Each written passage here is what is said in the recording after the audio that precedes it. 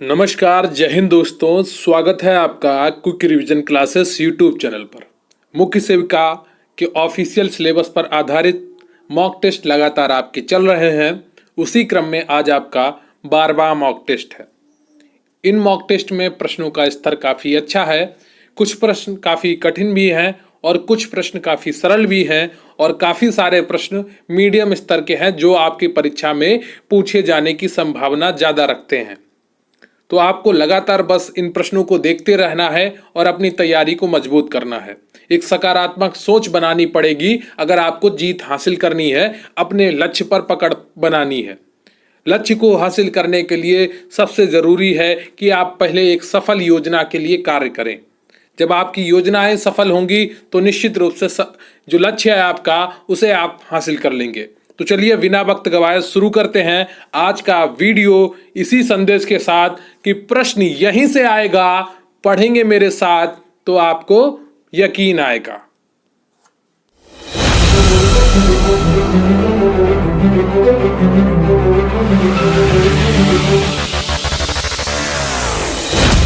तो आप देख रहे हैं quick revision classes YouTube channel. इससे पहले कि मैं आपका मॉक टेस्ट शुरू करूं, मेरा आपसे निवेदन है कि प्लीज़ वीडियो को लाइक कर लीजिए, चैनल को सब्सक्राइब कर लीजिए। आपके कमेंट बहुत ही महत्वपूर्ण होते हैं, तो प्लीज़ कमेंट करके ज़रूर बताइएगा कि आपको ये वीडियो कैसा लगा, ये मॉक टेस्ट कैसा लगा, ये क्लास कैसी लगी और जो प्रश्न मैं आपसे वीडियो के दौरान पूछूं उसका उत्तर भी कमेंट बॉक्स में ज़रूर लिखिएगा। तो चलिए शुरू करते हैं आपका मॉक टेस्ट नंबर 12। तो आज का आपका प्रश्न है कि भारत में महिलाओं को सशक्त बनाने हेतु महिला नीति कब बनाई गई। ये प्रश्न मैंने आपको कराया है, तो आपका आज रिवीजन हो जाएगा इस प्रश्न का। आपको इसका उत्तर कमेंट बॉक्स में लिखना है कि भारत में महिलाओं को सशक्त बनाने हेतु महिला नीति कब बनाई गई। प्रश्न एक बार फिर से सुनिए, भारत में महिलाओं को सशक्त बनाने हेतु महिला नीति कब बनाई गई। इसका उत्तर आपको कमेंट बॉक्स में लिखना है।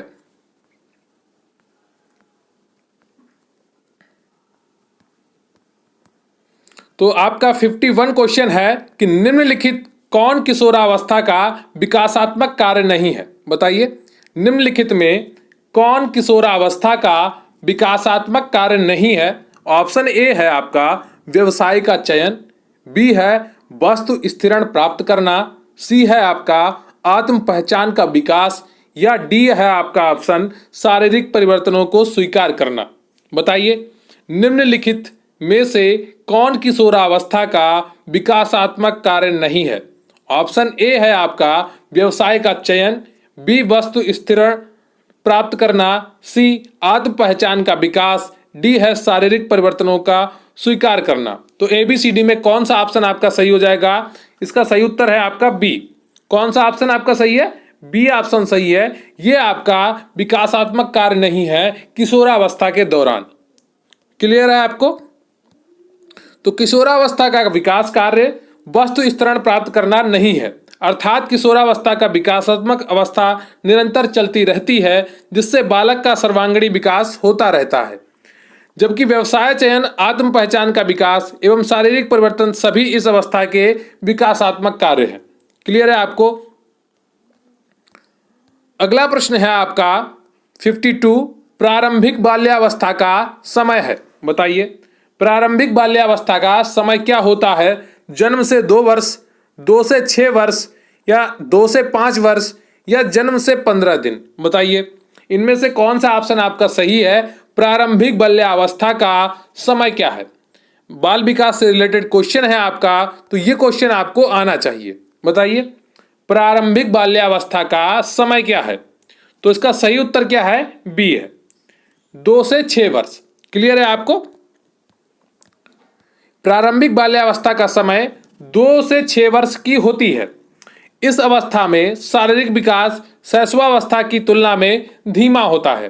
पूर्व बाल्यावस्था जिज्ञासा की अवस्था है। पूर्व बाल्यावस्था भी कहते हैं प्रारंभिक बाल्यावस्था को। आपका अगला प्रश्न है, जन्म के समय शिशु के सिर की लंबाई पूरे शरीर की लंबाई की कितनी होती है। बताइए, जन्म के समय शिशु के सिर की लंबाई पूरे शरीर की लंबाई की कितनी होती है। ऑप्शन ए आपका 1/4, बी आधा, सी 2/3, डी 1/3। इनमें से कौन सा ऑप्शन आपका सही है कमेंट करके जरूर बताइए। जन्म के समय शिशु के सिर की लंबाई पूरे शरीर की लंबाई की कितनी होती है? ऑप्शन ए 1/4, बी आधा, सी 2/3, डी 1/3। तो ए बी सी डी में कौन सा ऑप्शन आपका सही हो जाएगा? तो इसका सही उत्तर है 1/4। तो जन्म के समय शिशु के सिर की लंबाई पूरे शरीर की कितनी होती है? 1/4 होती है। क्लियर है आपको? अगला है आपका जन्म के, तो इसका पहले डिटेलिंग पढ़ लेते हैं फिर अगले क्वेश्चन पे पहुंचते हैं। तो जन्म के समय शिशु के सिर की लंबाई पूरे शरीर की लंबाई का 1/4 होती है। बालक का शरीर जन्म के समय विकास की प्रारंभिक अवस्था पर होता है। आपका अगला प्रश्न है 54। जिन स्कूलों में सामान्य बच्चों के साथ विकासात्मक चुनौतियों वाले बच्चों का दाखिला लिया जाता है उन्हें डॉट डॉट डॉट कहा जाता है। तो बताइए उन्हें क्या कहा जाता है? जिन स्कूलों में सामान्य बच्चों के साथ विकासात्मक चुनौतियों वाले बच्चों का दाखिला लिया जाता है उन्हें डॉट डॉट डॉट क्या कहा जाता है? ऑप्शन ए विशेष स्कूल, बी संपूर्ण स्कूल, सी संसाधन स्कूल, डी पूर्व प्राथमिक स्कूल। तो इनमें से कौन सा ऑप्शन आपका सही है कमेंट करके जरूर बताइएगा। जिन स्कूलों में सामान्य बच्चों के साथ विकासात्मक चुनौतियों वाले बच्चों का दाखिला लिया जाता है उन्हें डॉट डॉट कहा जाता है। ए विशेष स्कूल, बी संपूर्ण स्कूल, सी संसाधन स्कूल, डी पूर्व प्राथमिक स्कूल। तो बताइए इनमें से कौन सा ऑप्शन आपका सही है 54 का? तो जो 54 का सही ऑप्शन है आपका वो बी है, संपूर्ण स्कूल। क्लियर है आपको? क्या है? संपूर्ण स्कूल। जिन स्कूलों में सामान्य बच्चों के साथ विकासात्मक चुनौतियों वाले बच्चों का दाखिला लिया जाता है उन्हें संपूर्ण स्कूल कहा जाता है। क्लियर है आपको? अगला है आपका नवजात शिशु के संवेग हैं। बताइए नवजात शिशु के संवेग क्या है? 55वां क्वेश्चन है आपका, नवजात शिशु के संवेग हैं। ऑप्शन ए ईर्ष्या क्रोध प्रेम, या ऑप्शन बी भय क्रोध प्रेम, या ऑप्शन सी प्रेम हंसना रोना, या ऑप्शन डी आपका भय रोना ईर्ष्या। तो बताइए इनमें से कौन सा ऑप्शन आपका सही है? नवजात शिशु के संवेग हैं ईर्ष्या क्रोध प्रेम, भय क्रोध प्रेम, प्रेम हंसना रोना, भय रोना ईर्ष्या। बताइए। तो 55 का जो सही उत्तर है आपका वो है बी, भय क्रोध और प्रेम नवजात शिशु के संवेग होते हैं। तो नवजात शिशु के संवेग में भय क्रोध प्रेम है। नवजात शिशु के अंदर भय 5 माह में, क्रोध 3 माह में एवं प्रेम 10 माह में उत्पन्न होता है। इन क्रियाओं का अनुभव बालक करता है। बालकों के संवेग का अध्ययन 1932 ईस्वी में ब्रीवेज नामक वैज्ञानिक ने किया था। क्लियर है आपको? तो 5 माह में क्या करता है? भय का अनुभव करता है, 3 माह में क्रोध का अनुभव करता है और 10 माह में प्रेम को अनुभव करने लगता है। कौन? नवजात शिशु।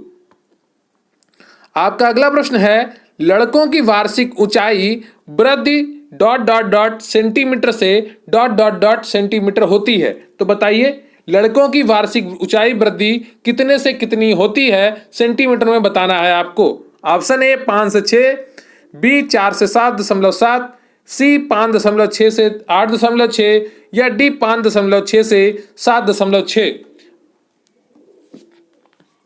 बताइए 56 का कौन सा ऑप्शन आपका सही हो जाएगा? जल्दी बताइए 56 का कौन सा ऑप्शन आपका सही हो जाएगा? तो जो 56 का सही ऑप्शन है आपका वो कौन सा है? वो है ए 5.0 टू 6.0। क्लियर है आपको? ए ऑप्शन आपका बिल्कुल सही है 56 का, है ना? ए ऑप्शन आपका सही है। तो लड़कों की वार्षिक ऊंचाई वृद्धि 5.0 सेंटीमीटर से 6.0 सेंटीमीटर होती है।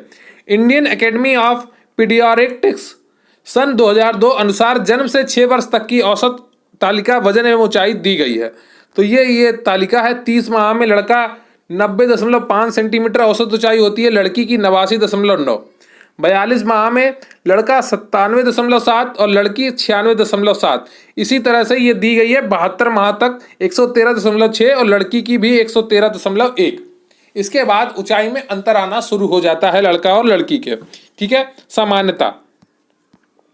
आपका अगला प्रश्न है, निम्नलिखित में से कौन विकास का नियम नहीं है? बताइए। 57 है क्वेश्चन आपका, निम्नलिखित में से कौन विकास का नियम नहीं है? ऑप्शन ए है आपका, विकास अवस्थाओं की ओर अग्रसर होता है। बी, विकास सामान्य से विशिष्ट की ओर होता है। ऑप्शन सी, विकास एक निश्चित क्रम से नहीं होता है। ऑप्शन डी, विकास के प्रतिमानों की भविष्यवाणी की जा सकती है। तो बताइए, निम्नलिखित में से कौन विकास का नियम नहीं है? तो 57 का कौन सा ऑप्शन आपका सही हो जाएगा? सी, विकास एक निश्चित क्रम से नहीं होता है, यह विकास का नियम नहीं है। विकास सदैव एक निश्चित क्रम में होता है। क्लियर है आपको? सी ऑप्शन आपका सही हो जाता है। सामान्यतः विकास के अंतर्गत एक का शारीरिक, मानसिक, मनोवैज्ञानिक व सामाजिक सभी प्रकार के विकास को शामिल किया जाता है। विकास के प्रमुख नियम इस प्रकार हैं। विकास अवस्थाओं की ओर अग्रसर होता है। विकास सामान्य से विशिष्ट की ओर होता है। विकास एक निश्चित क्रम में होता है और विकास के प्रतिमानों की भविष्यवाणी की जा सकती है। क्लियर है आपको? तो ये चारों आपके सही है। अगला प्रश्न है आपका, मिल्क शेक उदाहरण है। बताइए, मिल्क शेक किसका उदाहरण है? स्वच्छ तरल आहार का, या पूर्ण स्वच्छ आहार का, या सी हल्का आहार का, या उपयुक्त में से कोई नहीं। बताइए, इनमें से कौन सा ऑप्शन आपका सही है? मिल्क शेक उदाहरण है ए स्वच्छ तरल आहार का, बी पूर्ण स्वच्छ आहार का, या सी हल्का आहार का, या डी उपयुक्त में से कोई नहीं। बताइए, इनमें से कौन सा ऑप्शन आपका सही है? अरे भाई, ये तो सही बताओ। हाँ, बोलो क्या सही होगा इसमें? तो 58 का कौन सा ऑप्शन आपका सही हो जाएगा? बी, पूर्ण स्वच्छ आहार है। मिल्क शेक क्या है? पूर्ण स्वच्छ आहार है। तो मिल्क शेक पूर्ण स्वच्छ आहार का उदाहरण है। मिल्क शेक दूध, चीनी और मेवे के प्रयोग से बनाया जाता है। दूध को एक संपूर्ण आहार कहा गया है क्योंकि इसमें सभी आवश्यक पोषक तत्व पाए जाते हैं। क्लियर है आपको? इसमें सभी आवश्यक पोषक तत्व पाए जाते हैं। आपका अगला प्रश्न है, कमेलिया नामक वृक्ष की पत्तियों को सुखाकर बनाई जाती है। बताइए, क्या बनाई जाती है? कमेलिया नामक वृक्ष की पत्तियों को सुखाकर क्या बनाई जाती है? ऑप्शन ए अजवाइन, बी जीरा, सी चाय, डी मेथी। इनमें से कौन सा प्रश्न आपका सही है? बताइए। कमेलिया नामक वृक्ष की पत्तियों को सुखाकर बनाई जाती है। ए अजवाइन, बी जीरा, सी चाय, डी मेथी। तो इनमें से कौन सा ऑप्शन आपका सही हो जाएगा? 59 का सी ऑप्शन आपका सही हो जाएगा, चाय। क्लियर है आपको? चाय ऑप्शन आपका बिल्कुल सही है। तो कमेलिया नामक वृक्ष की पत्तियों को सुखाकर चाय बनाई जाती है। कमेलिया साइनेसिस फूलों के पौधे परिवार थिएसी सदाबहार झाड़ियों या छोटे पेड़ों की एक प्रजाति है जिनकी पत्तियां और पत्ती की कलियों का उपयोग चाय के उत्पादन के लिए किया जाता है। क्लियर है आपको? तो इसमें जो एक्स्ट्रा चीजें लिखी हैं वो आपको नहीं पढ़नी है, बस इतना समझ लीजिए कि उससे की पत्तियों से चाय बनाई जाती है ना? तो ज्यादा आपसे अंदर घुस के साइंस वाले क्वेश्चन नहीं पूछे जाएंगे, इतना तो आप समझ लीजिए। आपसे एक लेवल के क्वेश्चन पूछे जाएंगे जो थोड़े आसान रहेंगे।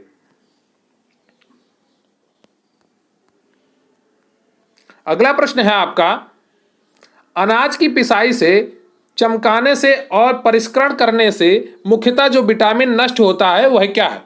बताइए। अनाज की पिसाई से, चमकाने से और परिष्करण करने से मुख्यतः जो विटामिन नष्ट होता है वो क्या है? Option A, B, C, D. तो जैसे ऑप्शन है वैसे ही इनका ABCD विटामिन भी है। तो इनमें से कौन सा ऑप्शन आपका सही हो जाएगा? आपको बताना है 60 में कौन सा ऑप्शन आपका सही है। बताइए, ये तो आपको बताना होगा भाई।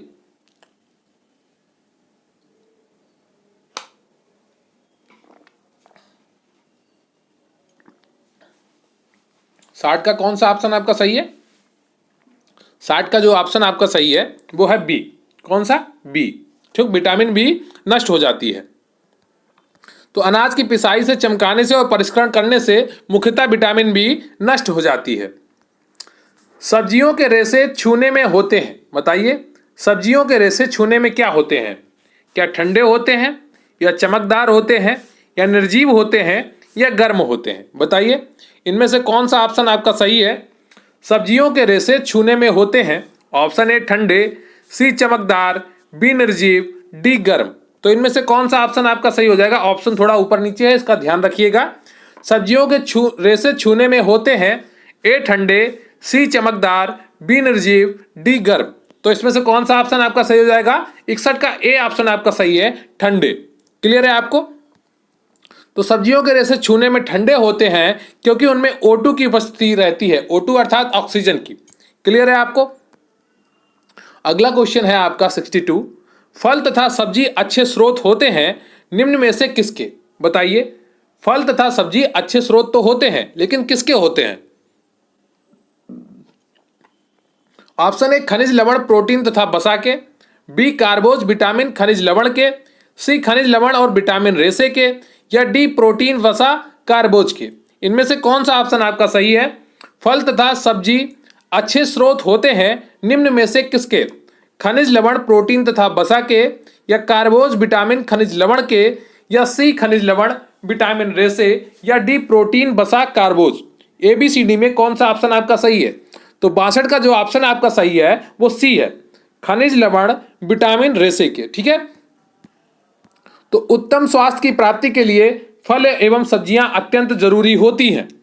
ये हमें स्वस्थ, निरोग, फुर्तीला एवं चुस्त बनाए रखने में अहम भूमिका निभाती हैं। इसमें विटामिन एवं खनिज लवण भरपूर मात्रा में उपस्थित रहते हैं जो हमें विभिन्न रोगों से सुरक्षा प्रदान करते हैं। देखिए बादल की कड़कड़ाहट की आवाज़ सुनाई दी आपको कि नहीं?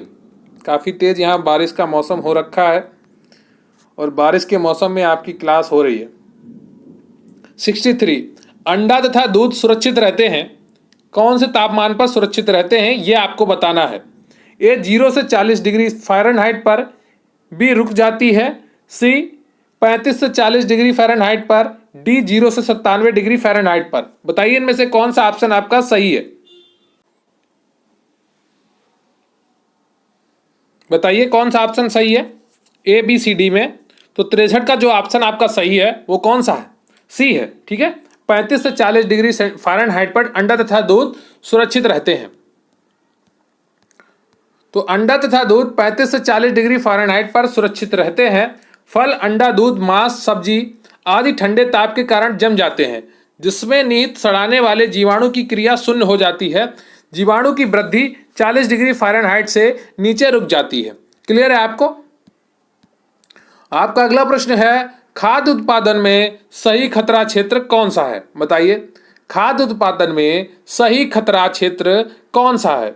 ऑप्शन ए आपका 45 फ़ारेनहाइट से 115 फ़ारेनहाइट, बी 41 फ़ारेनहाइट से 135 फ़ारेनहाइट, सी 35 फ़ारेनहाइट से 120 फ़ारेनहाइट, या डी आपका 38 फ़ारेनहाइट से 145 फ़ारेनहाइट। तो खाद्य उत्पादन में सही खतरा क्षेत्र कौन सा है? बताइए। 64 का कौन सा ऑप्शन आपका सही हो जाएगा? बताइए। बी सही हो जाएगा। ठीक है। क्लियर है आपको? 41 फ़ारेनहाइट से 135 फ़ारेनहाइट तक। ठीक है। तो 41 फ़ारेनहाइट से 135 फ़ारेनहाइट तक खाद्य उत्पादन में सही खतरा क्षेत्र है। आपका अगला प्रश्न है, किस कार्य प्रणाली के द्वारा नमक की उच्च सांद्रता परिरक्षक की तरह कार्य करती है? बताइए। किस कार्य प्रणाली के द्वारा नमक की उच्च सांद्रता परिरक्षक की तरह कार्य करती है? ऑप्शन ए है आपका नमी को घटाकर, बी एंजाइम्स की सक्रियता को घटाती है, सी माइक्रोब्स के लिए आवश्यक ऑक्सीजन को नमक की सांद्रता घटाती है, या डी उपयुक्त सभी। तो इनमें से कौन सा ऑप्शन आपका सही हो जाएगा? जल्दी से बताइए। 65 का ABCD में कौन सा ऑप्शन आपका सही है? बोलिए। तो 65 का जो ऑप्शन आपका सही है वो पहला भी सही है, दूसरा भी सही है, तीसरा भी सही है, इसलिए चौथा आपका ऑप्शन बिल्कुल सही है, उपरोक्त सभी। क्लियर है आपको? तो नमक की उच्च सांद्रता परिरक्षक की तरह कार्य करती है क्योंकि यह नमी तथा एंजाइम्स की सक्रियता को घटा देती है और माइक्रोब्स के लिए आवश्यक ऑक्सीजन को भी घटा देती है। क्लियर है आपको? अगला क्वेश्चन है आपका 66। पाश्चुरीकरण किसके संरक्षण की विधि है? बताइए। पाश्चुरीकरण किसके संरक्षण की विधि है? ऑप्शन ए पनीर, बी पेय पदार्थ, सी सब्जी, डी दुग्ध। तो इनमें से कौन सा ऑप्शन आपका सही हो जाएगा? बताइए कमेंट करके। पाश्चुरीकरण किसके संरक्षण की विधि है? ऑप्शन ए पनीर, बी पेय पदार्थ, सी सब्जी, डी दुग्ध। तो इनमें से कौन सा ऑप्शन आपका सही है? बताइए। बोलिए बोलिए भाई, ये तो आपको आना चाहिए, आसान सा क्वेश्चन है, जल्दी से बताइए। डेली आप यूज करते हैं ये चीज, सामान्यता। बताइए बताइए। तो 66 का जो सही उत्तर है आपका वो डी है। क्या है? डी। और प्लीज वीडियो को लाइक कर लीजिए, चैनल को सब्सक्राइब कर लीजिए और कमेंट करके जरूर बताइएगा कि आपको वीडियो कैसा लगा, आपको क्लास कैसी लगी, आपको ये मॉक टेस्ट कैसा लगा। प्लीज लाइक कर लीजिए, इतना तो कर ही सकते हैं ना आप लोग। तो डी ऑप्शन आपका सही है। दूध या अन्य द्रव्य पदार्थों को निश्चित समय तथा निश्चित तापमान तक गर्म किया जाता है कि सभी प्रकार के रोगाणु नष्ट हो जाएं जो उसमें उपस्थित हैं। इसी को पाश्चुरीकरण कहते हैं। क्या कहते हैं? पाश्चुरीकरण कहते हैं। लुईस पाश्चर ने 1822 से 1895 तक जो रहे, उन्होंने सर्वप्रथम पाश्चुरीकरण के पक्ष को रखा। ये अपने काल के एक उत्कृष्ट वैज्ञानिक तथा रसायन शास्त्री थे। लुईस पाश्चर को आधुनिक जीवाणु का संस्थापक कहा जाता है। होल्डिंग या बैच विधि, तो पाश्चुरीकरण की कुछ विधियां हैं, उनको देख लीजिए। पहली विधि है होल्डिंग या बैच विधि। इसमें क्या होता है? इसमें दूध को 65 डिग्री सेंटीग्रेड पर 30 मिनट के लिए गर्म किया जाता है। इसके पश्चात तुरंत दूध को ठंडा किया जाता है। अगली विधि है आपका उच्च तापमान निम्न समय विधि। इसमें दूध को 72 डिग्री सेंटीग्रेड पर गर्म करके 15 सेकेंड तक गर्म करके शीघ्र ही ठंडा कर दिया जाता था। 72 डिग्री सेंटीग्रेड पर 15 सेकेंड तक गर्म किया और तुरंत ठंडा कर दिया। तो ये दूसरी पाश्चुरीकरण की विधि है। तीसरी पाश्चुरीकरण की विधि क्या है? अति उच्च तापमान विधि। इसमें क्या करते हैं? इसमें दूध को 93.4 डिग्री सेंटीग्रेड पर 30 सेकेंड के लिए तथा 149.5 डिग्री सेंटीग्रेड पर 1 सेकेंड के लिए गर्म करके शीघ्र ही दूध को 60 डिग्री सेंटीग्रेड तक ठंडा किया जाता है। क्लियर है आपको? अब अगला प्रश्न है आपका, एक धात्री स्त्री जिसका शिशु 8 माह का है के लिए अतिरिक्त ऊर्जा की आवश्यकता होगी। बताइए, ये मैंने आपको करवाया है, इसमें कौन सा सही है? गरिमा बैच में ये क्वेश्चन करवाया गया है, ये डिटेल में पढ़ाया गया है थ्योरी में। तो बताइए, एक धात्री स्त्री जिसका शिशु 8 माह का है के लिए अतिरिक्त ऊर्जा की आवश्यकता होगी। ए ऑप्शन है 550 कैलोरी, बी है 400 कैलोरी, सी है 300 कैलोरी या डी है 450 कैलोरी। बताइए इनमें से कौन सा ऑप्शन आपका सही है जो 67 है? तो इसका जो सही ऑप्शन है आपका वो बी है। क्या है? बी, 400 कैलोरी अतिरिक्त ऊर्जा की आवश्यकता होगी। तो धात्री माता अर्थात बच्चे के स्तनपान एवं देखरेख करने वाली माता के लिए पहले 6 महीनों में प्रतिदिन 550 अतिरिक्त कैलोरी की आवश्यकता होती है, जबकि अगले 6 महीनों में प्रतिदिन 400 कैलोरी की अतिरिक्त आवश्यकता होती है। यह अतिरिक्त मात्रा अनाज, दालों, दूध, दही और पनीर, फलों के रस, सूप और साग या भाजी से प्राप्त हो सकती है। क्लियर है आपको? अगला प्रश्न है आपका, बच्चे के आहार में अनुपूरक भोजन की शुरुआत किस उम्र से होनी चाहिए? बताइए। अगला क्वेश्चन है आपका, बच्चे के आहार में अनुपूरक भोजन की शुरुआत किस उम्र से होनी चाहिए? ऑप्शन है आपके 12 महीने के आसपास, बी 6 महीने के आसपास, सी 4 महीने के आसपास या डी 2 महीने के आसपास। इनमें से कौन सा ऑप्शन आपका सही है? जल्दी से कमेंट करके बताइए। बच्चे के आहार में अनुपूरक भोजन की शुरुआत किस उम्र से होनी चाहिए?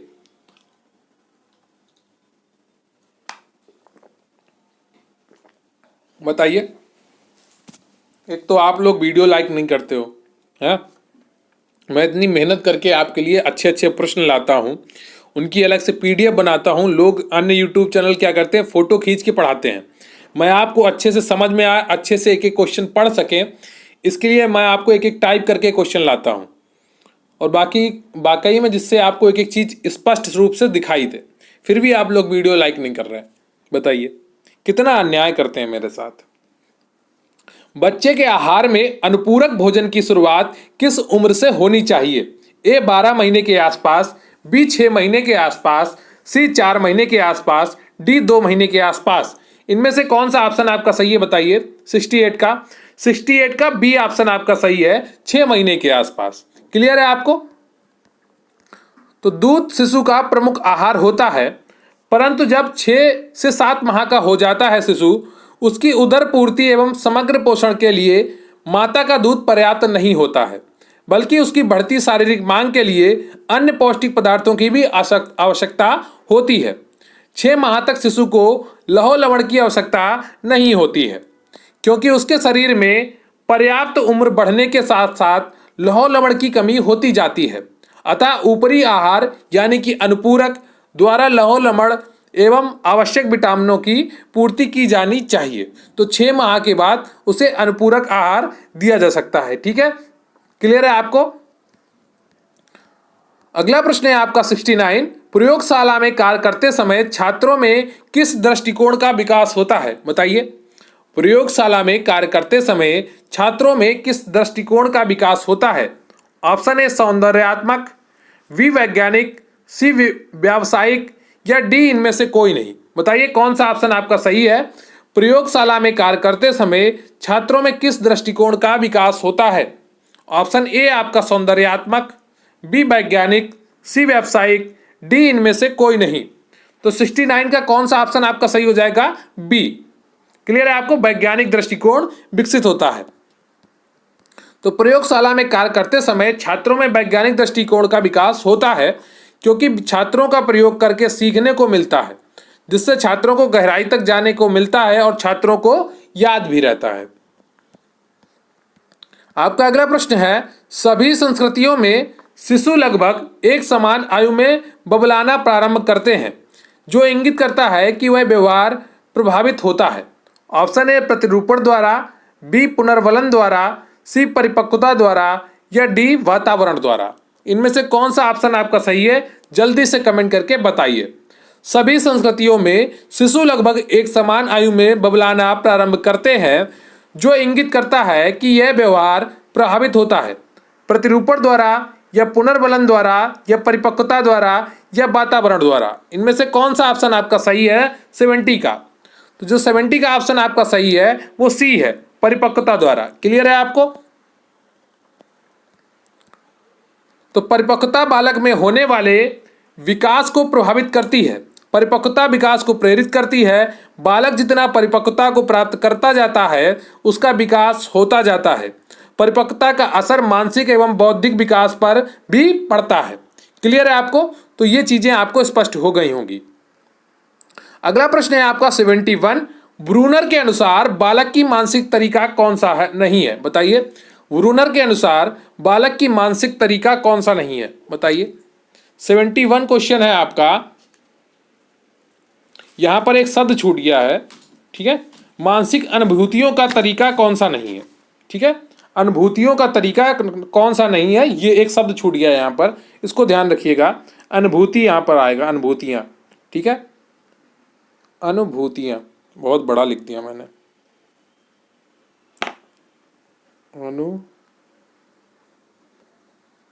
अनुभूति। ठीक है, इसी को यहाँ कर देते हैं। क्लियर है आपको? तो अनुभूतियाँ, ब्रूनर के अनुसार बालक की मानसिक अनुभूतियों का तरीका कौन सा नहीं है? ऑप्शन ए सक्रियता, बी दृश्य प्रतिमा, सी सांकेतिक, डी मूर्त संक्रियात्मक। बताइए इनमें से कौन सा ऑप्शन आपका सही है 71 का? तो जो 71 का आपका ऑप्शन सही है वो कौन सा है? डी, मूर्त संक्रियात्मक। क्लियर है आपको? तो ब्रूनर के अनुसार बालक की मानसिक अनुभूतियों का तरीका मूर्त संक्रियात्मक नहीं है। ब्रूनर के अनुसार शिशु अपनी अनुभूतियों का मानसिक रूप से 3 तरीकों से अभिव्यक्त करता है। एक सक्रियता विधि, विधि में शिशु अपनी अनुभूतियों को शब्दहीन क्रियाओं के द्वारा करता है, जैसे भूख लगने पर रोना। दूसरा है आपका दृश्य प्रतिमा विधि। इस विधि में बालक अपनी अनुभूतियों को अपने मन में कुछ दृश्य प्रतिमाएं टपेन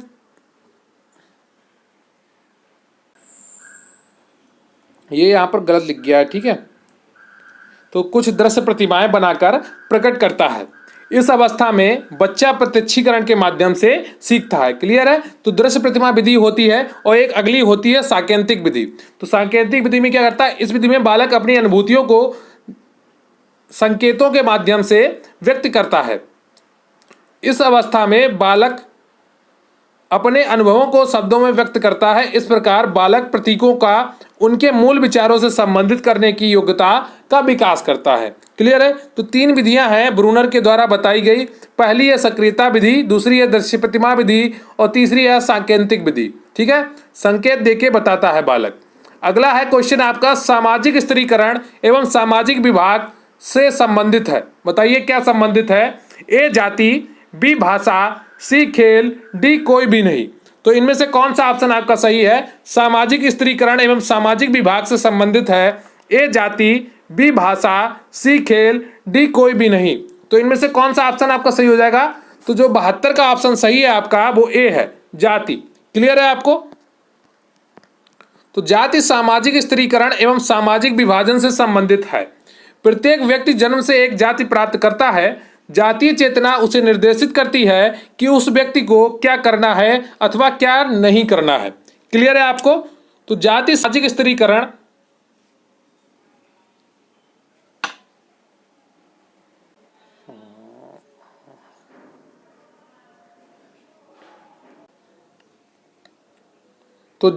सामाजिक स्त्रीकरण एवं सामाजिक विभाजन से संबंधित है। प्रत्येक व्यक्ति जन्म से एक जाति प्राप्त करता है। जातीय चेतना उसे निर्देशित करती है कि उस व्यक्ति को क्या करना है अथवा क्या नहीं करना है। क्लियर है आपको?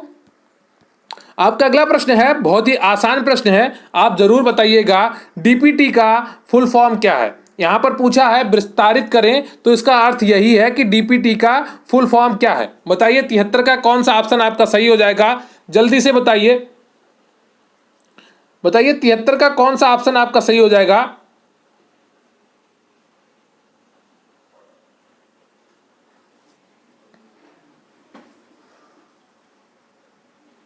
तो इसका सही ऑप्शन है आपका ए, डिप्थीरिया पर्टुसिस टिटनेस। क्या है? डिप्थीरिया पर्टुसिस टिटनेस इसका सही ऑप्शन है। अगला क्वेश्चन है आपका, कुकर खांसी से बचने के लिए कौन सा टीका लगाया जाता है? बताइए कुकर खांसी से बचने के लिए कौन सा टीका लगाया जाता है? ए बीसीजी, बी डीपीटी, सी एमएमआर या डी पोलियो। तो इनमें से कौन सा ऑप्शन आपका सही है? 74 का प्रश्न है आपका, कुकर खांसी से बचने के लिए कौन सा टीका लगाया जाता है? तो उसका सही उत्तर है आपका 74 का बी, डीपीटी टीका लगाया जाता है। कौन सी खांसी से बचने के लिए? कुकर खांसी से बचने के लिए। तो कुकर खांसी या काली खांसी से बचने के लिए डीपीटी का टीका लगाया जाता है। काली खांसी बोर्डटेला पर्टुसिस नामक बैक्टीरिया के कारण होती है। क्लियर है आपको? अगला प्रश्न है आपका, शिशु द्वारा मुंह से भोजन निकालने के इशारे का अर्थ है कि। बताइए शिशु द्वारा मुंह से भोजन निकालने के इशारे का अर्थ है कि वह गोद में उठाया जाना चाहता है, वह भूखा है, वह संतृप्त है और भूखा नहीं है, वह गीला है और उसे ठंड लग रही है। तो बताइए इनमें से कौन सा ऑप्शन आपका सही है? आप बड़ी आसानी से इसका उत्तर दे सकते हैं। बताइए शिशु द्वारा मुंह से भोजन निकालने के इशारे का अर्थ है कि वह गोद में उठाया जाना चाहता है, या वह भूखा है, या वह संतृप्त है और भूखा नहीं है, या वह गीला है और उसे ठंड लग रही है। तो इनमें से कौन सा ऑप्शन आपका सही हो जाएगा? तो 75 का जो सही ऑप्शन है आपका वो कौन सा है? सी है, वह संतृप्त है और भूखा नहीं है, उसका पेट भरा हुआ है, इसीलिए तो वो मुंह से खाना निकाल के बाहर फेंक रहा है। तो शिशु द्वारा मुंह से भोजन निकालने के लिए इशारे का अर्थ है कि वह संतृप्त है और भूखा नहीं है। तो ये रहा आपका मॉक टेस्ट नंबर 12।